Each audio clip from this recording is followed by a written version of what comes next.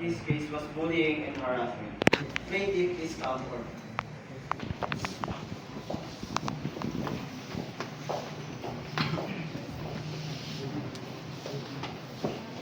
And the defendant, please come forward.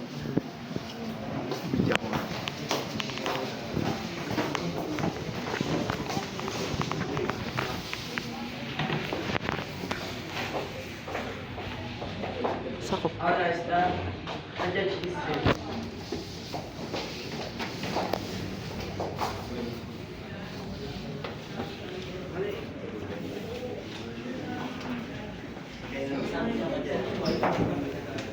Please be seated. Court is now in session. We are here to hear the case of Lorenzo Dave Lucinario versus RJ Kyle Australia over the case of bullying and harassment. Plaintiff's attorney, you may begin. Thank you, Your Honor. Ladies and gentlemen of the court, we are here informing you today because my client, which is the victim, has been subjected to bullying by the defendant. This has caused my client to have anxiety and affected his competence to socialize with others. Not only that, it affected his mental state, but also his ability to feel safe around people. Okay, please proceed to your evidence.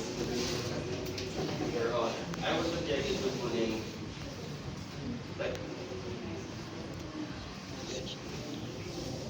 I was subjected to bullying by the defendants due to misunderstanding when I was younger.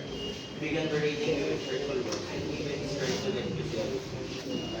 Seriously lowered my self-esteem and how I see myself, crushed my confidence, and even caused emotional distress. Mr. Lucinario, can you tell the court about the specific incidents that happened? Yes, I can provide more specified and detailed incidents. He told me that I was bad at playing basketball. And even told my friends that his play style was trash. Even in their friends group chat, they did not stop calling me names that I began to question myself if I was an awful person. The test that circled through their friends group where I was agonizing. Gave me a mirror where I see myself like how they portray me in a mirror where only I who was subjected to their bullying can see. Your Honor, I would like to submit this as evidence.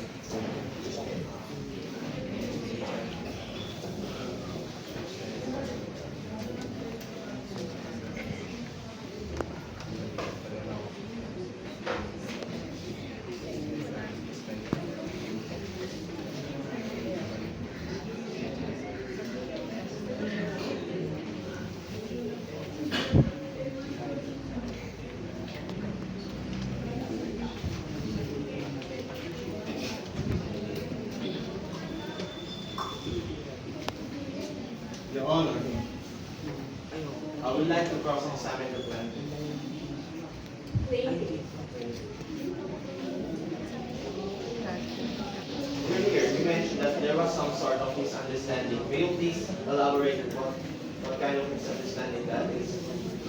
Yes, there is a misunderstanding. I only meant for my comment or my post about to be seen only as a joke, but the defendant took it as an attack rather than a joke.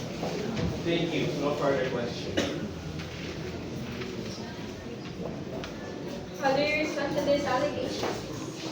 Your Honor, I didn't start the bullying but he stated that we had a misunderstanding. That misunderstanding was clearly not a misunderstanding, as he made it seem. It all started when he saw that it all started when he bought his well-founded disorder. I only intended to scare him with his the things he was doing was his agenda. He don't intend to change Your Honor, I would like to present a witness. Yes, Your Honor. I was the one that supposed to be bullying standard. And I am the one who plaintiff insulted. And my auditor defended me and spoke over me.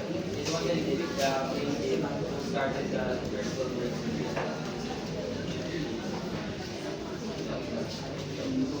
Do you have any further evidence? Your Honor, I would like to question the witness. Okay. Are you sure that the insulting words were free? Was he looking at you or looking from the dimension your name? Yes, I can assure that. Because plaintiff would sneak at me whenever I start, and everyone would feel the tension. Next. Do you have any further evidence? Your Honor, based on our Public Act 12024, self-defense is legally recognized justification for criminal acts such as assault or even a homicide. Now, I believe that the proofs that the plaintiff shows you earlier is a defendant's act of self-defense. Now, on my perspective, he got no choice but to fight back in order to flee or get away something before it gets even worse. But before we proceed with something, I would like to show you short CCTV footage that consists the conflict between these two parties.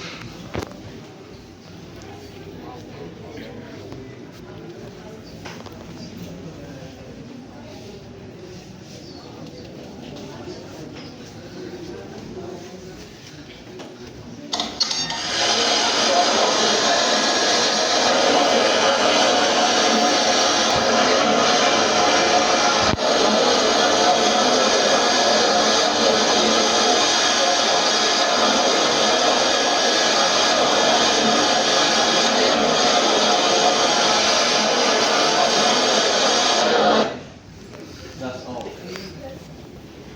Now, Hindi mo siyang ulitin, talaking mo yun. Ulitin mo yun sa taas. Yung max sa taas, yan. Ulitin mo yan. Then play it again.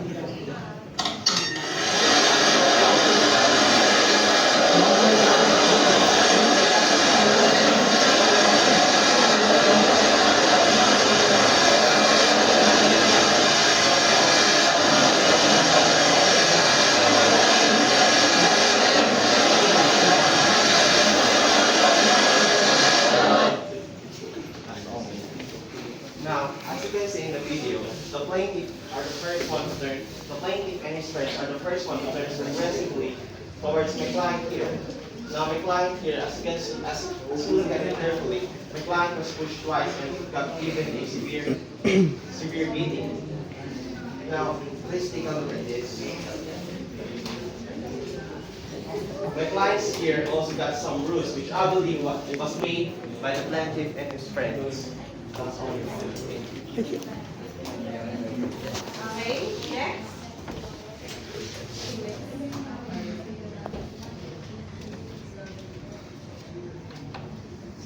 Next, proceed.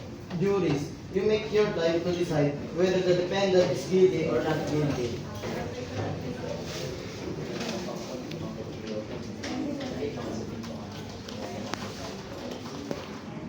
Okay, bullying is a serious matter and affects the well-being of others. So, let's have a 5 minutes break or a 3 minutes break to have the final verdict of this case, which is about bullying.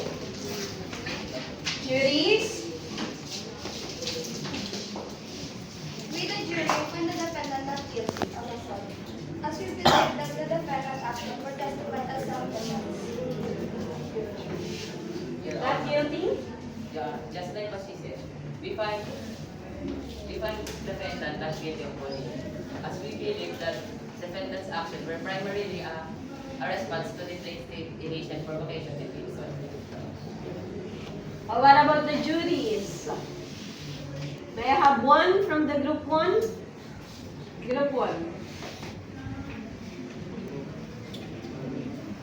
What is your final verdict? Group 1?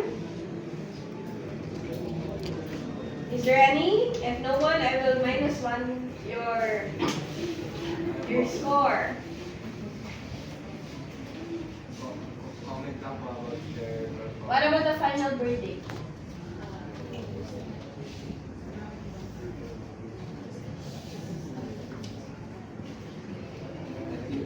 Ano po? Group 1 decided that the is his attitude. Why?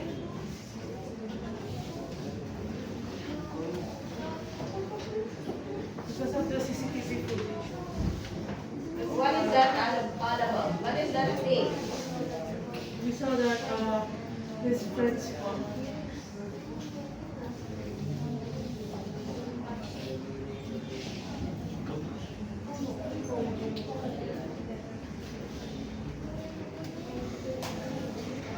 the CCTV footage showed that it wasn't exactly bullying po.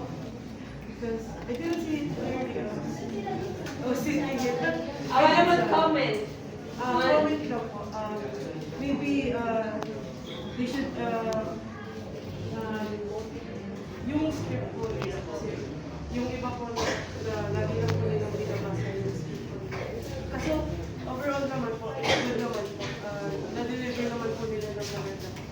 Okay. What about group 2? One from the group 2. Verdict. What is the final verdict? For us, for group 2, we decided that the defendant is not guilty. For us to comment po, Why did you say that he is not guilty? kasi po, based on their evidences, yung meron po sa pinakita nila is parang mas ako po yung, what yung self-defense po, yung pinakita nila. So, pero specifically, parang yung actions po nung,